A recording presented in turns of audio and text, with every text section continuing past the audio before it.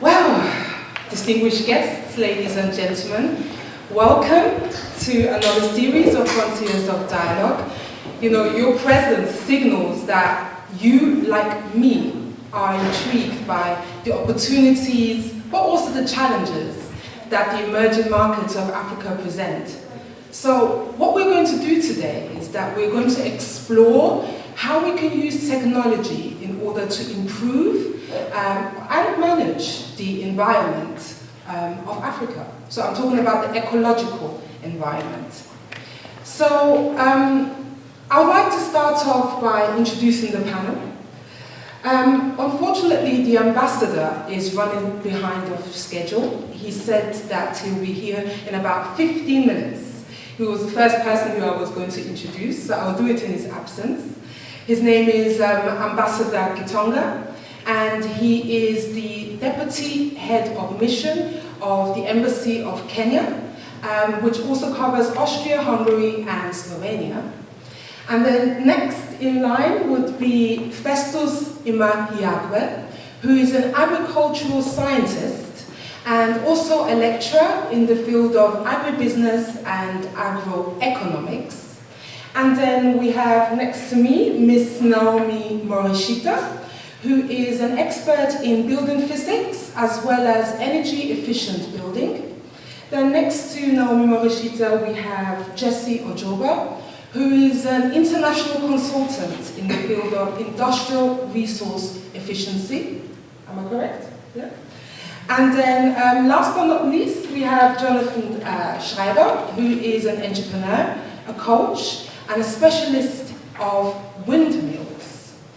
So everyone here on the panel have one thing in common. They all work towards the Sustainable Development Goals, indirectly, but also directly. So I would like to actually start off with the first question. And I will direct this question to Naomi Morishita. The question would be, a couple of days ago, we spoke about the carbon neutrality. And my question to you is that how Africa can benefit from the carbon credits, considering that it's one of the lowest producers in this world.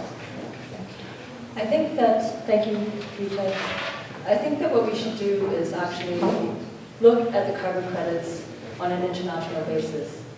And we all know that there is global warming. Even today on the radio, we heard that there is now 200,000 Americans on the streets protesting against Trump and his environmental policies, because he is, as you hopefully all know, now saying that climate change and global warming does not exist. So the idea is that right now the carbon credits are not necessarily working.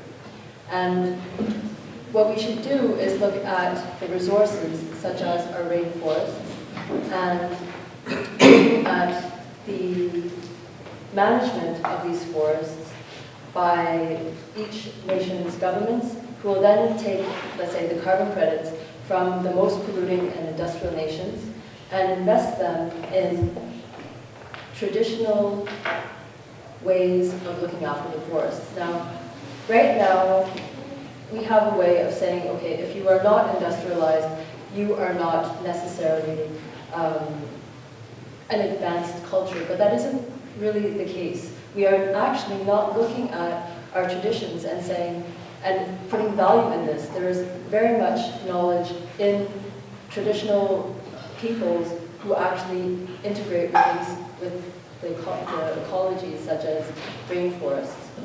So the idea is to go back to our indigenous peoples and then to work together with them so that they will actually look after things such as the forests instead of cutting them down for clear cutting to put things up, such as farming, such as for palm oil, which is partially what is happening right now. And so the money that would come from the industrialized countries would then go to the nations that, let's say, have the resources, and the additional profits could then go towards helping the countries to develop things such as infrastructure, education, and such like that. Okay, I would like to pose the same question to you, Jessie. What is your opinion? How can Africa leverage from being a low producer of carbon credits, carbon emission, my apologies. How can we actually go to the world and put ourselves in a position to make, to make gains out of this? Well, it's, I thank you very much for the question, and also thank you for being here today. Well, let us look at the producers, or let me put it differently, the companies or the industries that operate from Africa. You might want to say they are cottage industries or they are small-scale industries, but categorically, industries are broken down into three parts. So we have the primary, the secondary, and the tertiary. The primary industries, everywhere in the world, you will have primary industries. So these are industrial players who activities are extraction and mining. So if you move a little bit higher, you have the secondary industrial players, which are more into processing. And then if you move into the tertiary, you are looking at industries that gives out services at a more advanced of banking. Now, it is always synonymous or associated with the fact that developing countries or emerging markets have a larger percentage of primary and secondary industries, meaning they are all the activities centered around mining, agriculture, and processing. Now, in their activities, they emit carbon. So you would want to agree that the carbon footprint of emerging countries is quite high. And that can be associated to a whole lot of issues or reasons. Maybe they are not using the right technology, or they have not put a whole lot of considerations into the policy that should guide and support lowering your carbon footprint, but at the same time maintaining some level of industrial productivity. So, should I want to address your question head on, for African countries in this sense, or for any other emerging economy, for them to tackle carbon and ensuring that their carbon footprints are in line with the international and grid standards, I mean, there are some global emission standards that should be reduced at some certain point in time. This is also a big discussion, but it's bigger than what we are having here. For them to do that, they must have the right policy in place, and this policy goes in 3 circles. So you have to put the government has to say this is what we want to achieve in order to create some kind of sustainable, protect our environment.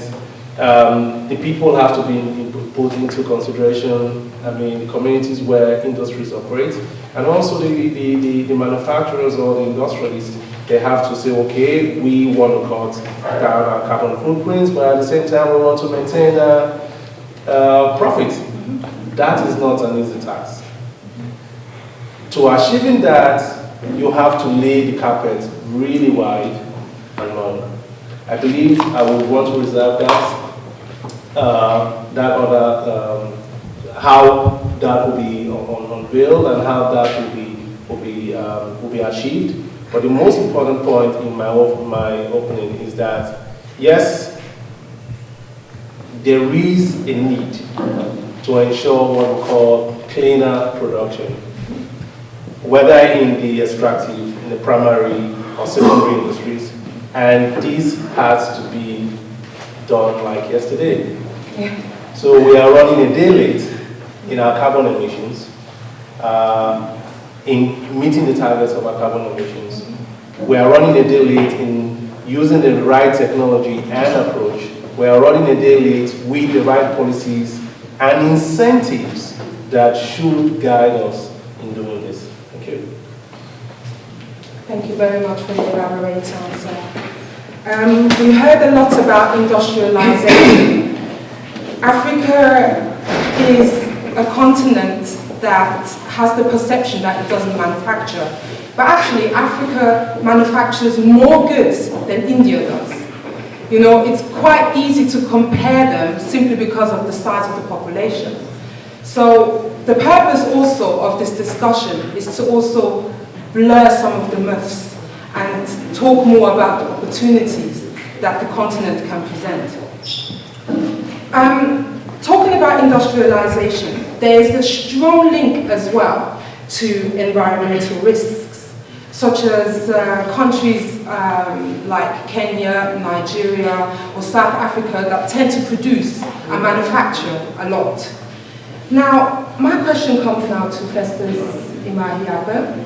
You've had the experience lecturing at a university in Liberia, and I would like you to share what opportunities there are for Austrian entrepreneurs or companies to leverage on the environmental technology in Liberia. Good evening. I'm so blessed to be here, honestly. And I'm sorry I have some cold, so maybe my voice will not be very, very clean for you to hear. You see, I love to talk on practical aspect of entrepreneurship here. Down there in Liberia, I'm in Nigeria, I'm born in Nigeria, but I left for Liberia to lecture for 2 years. The dependency of the Liberians is very hard. It's very, very hard. And the markets we have here in Europe is saturated. But the market we have in Africa is not yet saturated. So the opportunity we have actually is how to motivate or monitor our markets to enhance the establishment of young entrepreneurs. Very short example. If you go to here in North Austria, you see what we call Weinviertel. You see Obstviertel, yeah? You see, Austria in real sense, they don't have minerals, they don't have any to show, but they have technology to enhance small-scale entrepreneurship there. You see, young farmers, you see the way they present their wine, it's amazing to encourage young entrepreneurship. We Africans, we Liberians, we have the opportunity to develop in the area of agriculture. Yes. And my question to you, I'll just take the second microphone. My question to you was, how can the entrepreneurs here find opportunities? What opportunities are there for them in a place such as Liberia to assist in boosting the ecological environment? Sure. We have so many NGOs in Liberia, a lot of NGOs. And most of them, unfortunately, most of them are from the American society. And there are areas like rice production. Rice production. We have the harvest tomatoes here in the Simmering, which are encouraged to come to Liberia. So Harriet is really interested in coming to Liberia. At the moment, we have the ATC Bond. It's a state in Liberia. We have the Vina Canal. It's an entrepreneur here in Vienna. Now he has established ATC Bond in Liberia, where he is educating the local farmers on how to install plumbing work. May I just interrupt you very quickly? Welcome, Ambassador Gitanga. Thank you. If you could just take a seat, take a breather, and then we'll welcome you. Okay. So the Austrian entrepreneur, they have opportunities in Liberia, struggle, because Liberia went through 14 years of war, then about 4 years of Ebola, so they are just down. Whatever they have in Liberia, they are imported goods. So if Austrians are really bold enough to leave their society, they can make it. Thank you very much for that. Right, I will just allow Ambassador Kitonga to take the breather while I will actually focus on our panelist that is sitting very much at the far end, Jonathan Schreiber. Jonathan has, since the age of 13, built windmills. But not windmills that you just play with, windmills that actually power energy. And he's actually owned that expertise and decided to also coach DIY enthusiasts and also the youths in how to build these windmills and teach them to be also a bit more self-sustainable. I believe this is also a way to penetrate the African market, because really what Africa needs is skills development and capacity building, and also allow the population to be self-sufficient. And windmill is a form of energy that is off the grid. So my question to you actually is, what, as an entrepreneur, what challenges do you face considering which field you are in? Because I do understand that being in the field of renewable energy can be very challenging, simply because in the developed world there is low demand and there is more of a higher demand in more of the developing countries, if I may so to speak. Or perhaps I'm wrong. Can you correct me?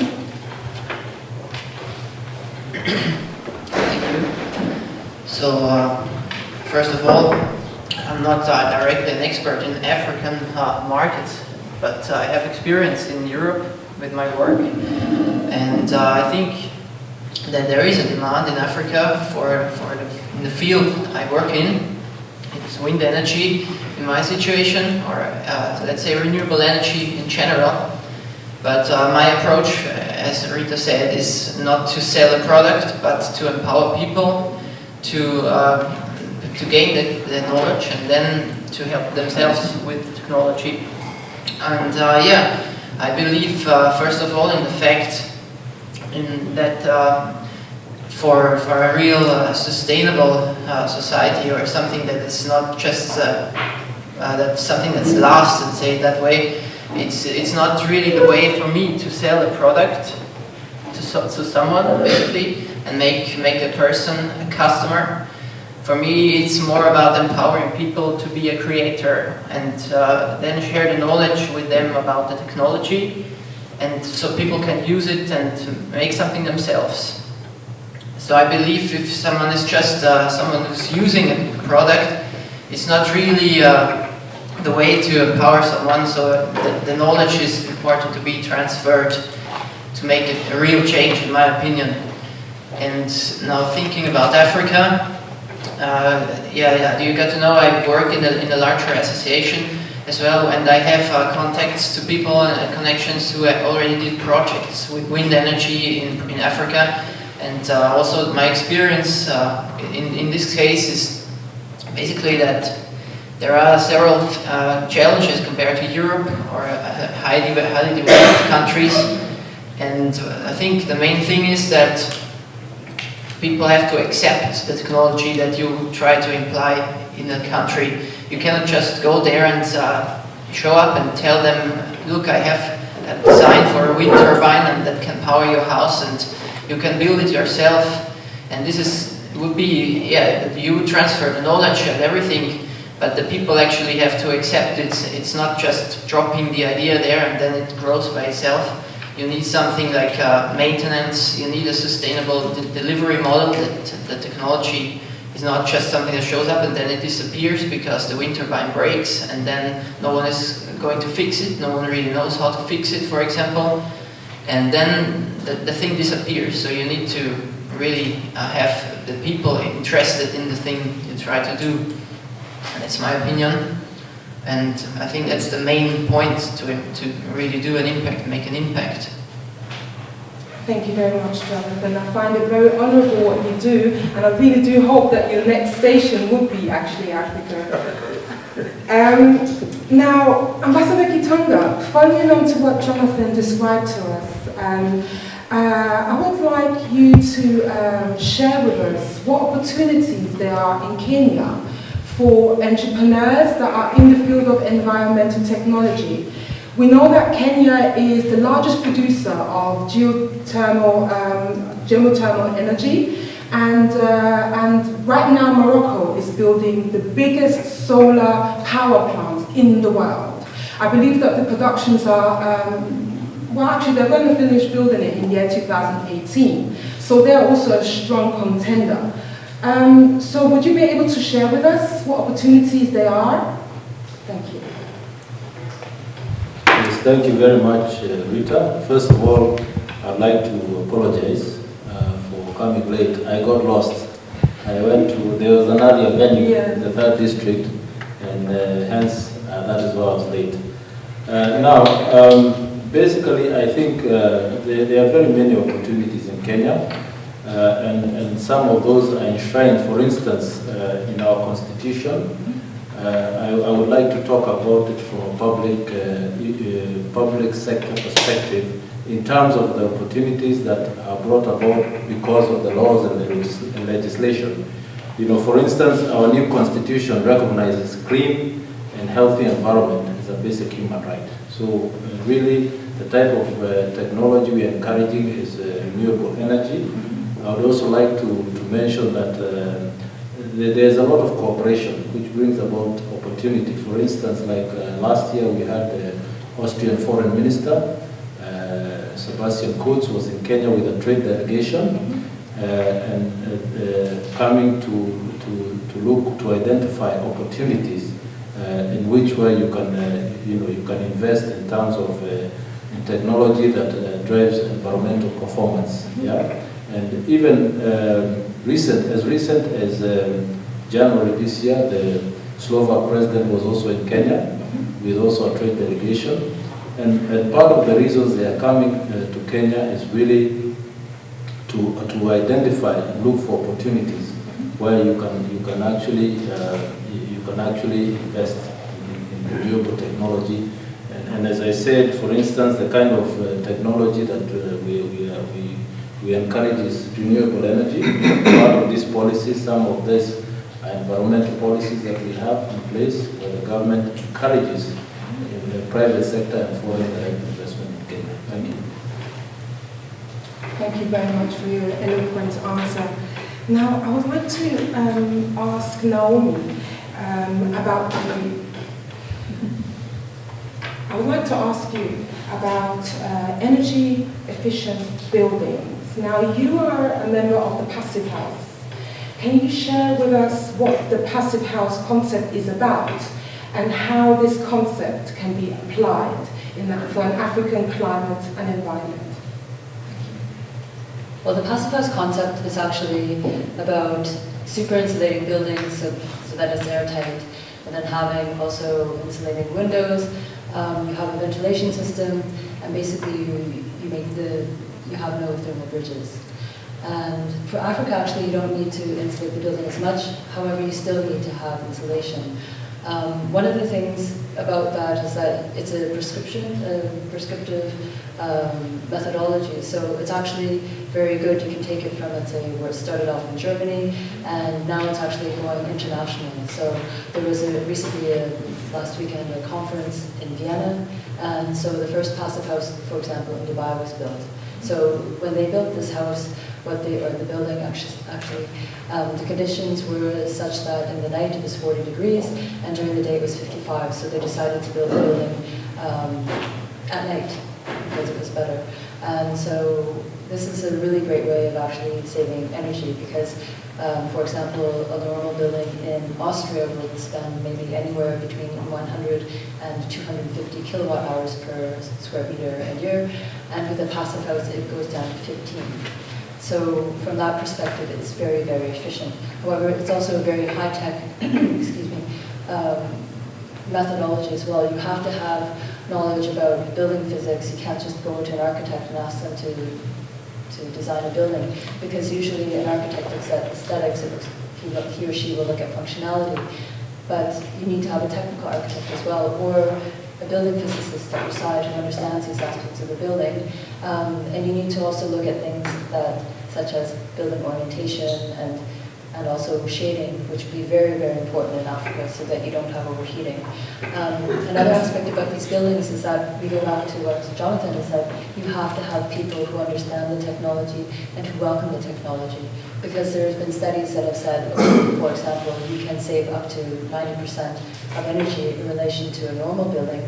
However, the goals are not met because the people do not necessarily either understand it or want to reach this goal. So actually having the social aspects is extremely important for any sort of technology that would be implemented, including Thank you very much. Now, I would like to ask Festus one question, which is, what are the opportunities to manage the environment and subsequently tackle poverty? Do you see a link between those two? Thank you so much. Environmental management and policy to tackle the substance now.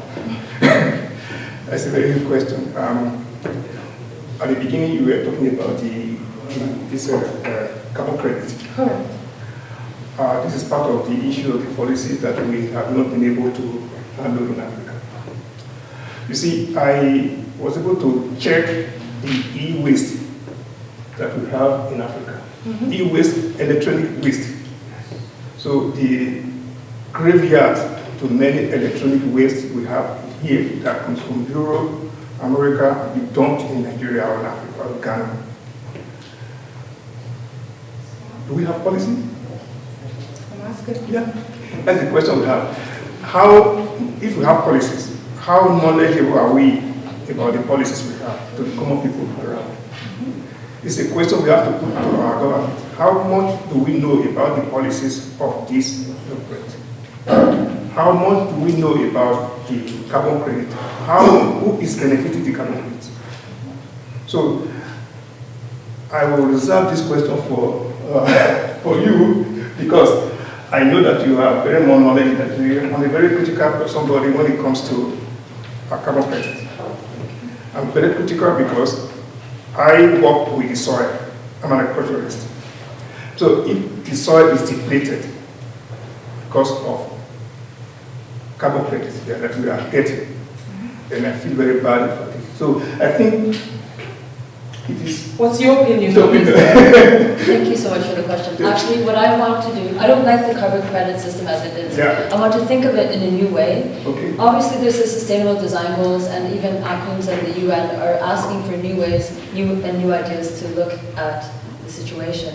And what I'm saying is that we already have the protocols. All the countries have signed them. However, the implementation is not good. So I think that's why I'm saying we should really start over again and look back at the indigenous peoples and look at how they take care of our natural resources. And I'm not only talking about Africa, I'm talking about in general, in the whole world. And then to also have a cooperation with scientists so that they can actually see, study and quantify the actual effect of, let's say, going back to the traditional ways of taking care of our natural resources. This is not directly addressing what you're saying about, let's say, the dumping. Yeah. No, the dumping is something else, and I think that should actually stop. We shouldn't actually dump, but start to look at other ways of extraction. For example, I heard that Japan is very good. Japan is also an island, it has no resources, and it's in a situation where it has, let's say, a high level of tertiary services. But I hear that Japan is also very good at optimization and also very good at recycling and separating the metals instead of dumping them, which is a very primitive and stupid way of looking at things. And I don't mean that this is from an African way. I just mean that generally, if we're looking, we are all dumping our things. Why is it that we need to start looking at a circular economy? And when we're looking at a circular economy, it's not about the end, it's about the very beginning, when we start to design anything, like our computers and our houses. We need to start to know how we are going to dismantle and reuse our resources, because we have precious metals, we have titanium and gold and etc. in our electronics. Also in our buildings, there are massive trees that have been cut down, and stuck into our buildings, and then we burned them, you know, or beautiful architectural details, unless you're a scavenger or a salvager, that you happen to go somewhere and take one of these elements, then it just gets destroyed and put into dust. And the irony is that we have these ideas about recycling. I mean, I have to talk about buildings. Look at, for example, Napoleon. When Napoleon invaded Egypt, he took the artifacts, and then he stuck it in the middle of Paris, or even the Arc de Triomphe and such like that. They went and conquered different countries and brought them back and still put them on display. It's a kind of recycling that we don't do anymore. For example, when Südbahnhof was destroyed, there was a mass of travertine marble that was there, and I asked them, I said, look at this marble, what did you do with it? Did you recycle it? No, they didn't. They put it in a landfill, or they destroyed it, I don't know, because Vienna has this a closed garbage system, so it probably went and, I don't know, it was probably incinerated unless it was trucked off somewhere else, which I really think is such a shame. Thank you very much for your answer. Now, dumping is a way for a country to make an income. There's many countries that use their precious and fruitful land to make money through dumping. I would actually like to direct this question to Ambassador Gitonga. There's a bit of a contradiction there, because one tries to improve the environment but also drive for economic growth. Can you talk about what environmental policies are there in place in Kenya to tackle this contradiction? Thank you, Rita. As I said, as I mentioned in my introductory remarks, I initially talked about the Constitution, but we also have policies and institutions that regulate the type of technology that is used to drive environmental performance.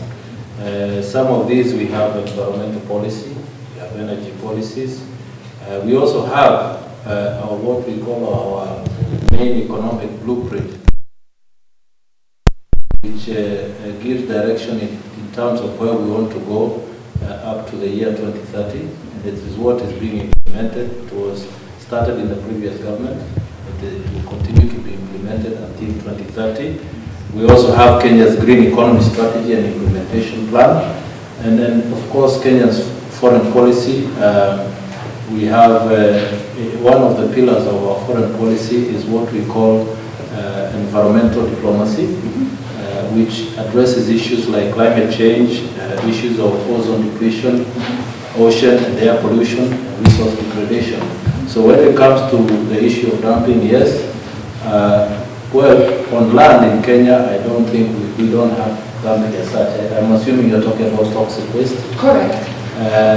However, we have about 1,000 kilometers of ocean line, and sometimes it is difficult to monitor that. So there's a possibility there could be some dumping in the Indian Ocean. And as I said, you know, in order to monitor, you require a lot of resources. So, but as of now, we do not have any information of that dumping. Thank you. Do you want to say something? And please, Jesse, you can actually also add into the topic. I think that this dumping would be positive if it is legal. I think most of the dumping is illegal. Illegal? Illegal, yeah. Okay. Very, very illegal, yeah. If you are dumping something and you make it legal for the people to recycle it, then it is positive. Because here in Vienna, we have I wrote about the foundation concept for Vienna, that is the waste management of Vienna, the concept about 15 years ago, how we can recycle bicycles for Romania, for recyclable Romania. So we will take 3 bicycles, destroy bicycles, and make 1 bicycle out of it. Okay. The dumping I was talking about, the e-waste, they are those things that they just dump illegally, and people don't even know how to reuse this material. I would be very happy if it is done legally, yeah. That the people that can reuse it, yeah, that they are taught on how to recycle it. I was in one village in Lofa, very close to Guinea. I saw the farmers wearing shoes from tires. They just cut the tires, put slide rubber on it, they used to go to the farms. So we tried to refurbish that shoes.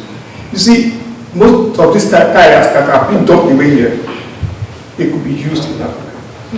If we have the opportunity of positive recycling. Okay. So I am really against the illegal dumping of this waste. It is happening also in Kenya. I will tell you where it is.